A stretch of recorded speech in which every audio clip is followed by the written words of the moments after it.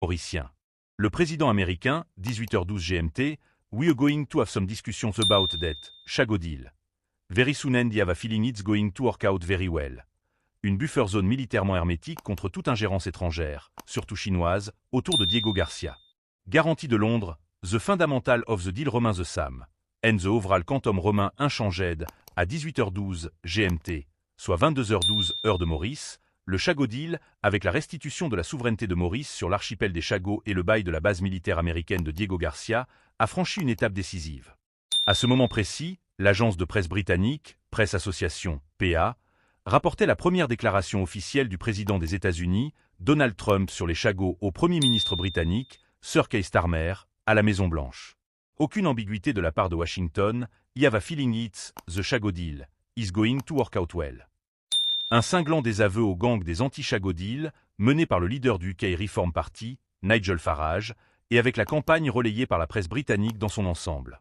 Du côté du gouvernement de l'Alliance du Changement, l'on préfère adopter une démarche diplomatique prudente devant ce développement majeur, avec très probablement la question évoquée lors des délibérations du Conseil des ministres de ce matin, ou encore un statement à l'Assemblée nationale cet après-midi sur la base des dernières informations émanant de Washington.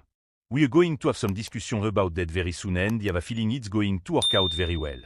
They're talking about a very long term, powerful lease, a very strong lease, about 140 years, actually.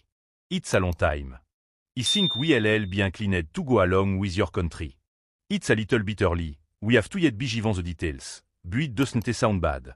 Déclare en substance le président Trump sur le dossier des Chagos. Cette déclaration est historique dans la mesure où elle constitue une étape critique dans le processus de décolonisation de Maurice, 57 ans après l'accession à l'indépendance, et elle intervient après 5 mois de campagne de hargne et de contestation, orchestrée sans commune mesure par Nigel Farage et relayée par les conservateurs de Kemi Badenoch à la Chambre des communes de Dee et avec pour caisse de résonance la presse britannique et même américaine, voulant imposer, envers et contre tout, une opposition farouche au traité anglo-mauricien, conclu au début de cette année.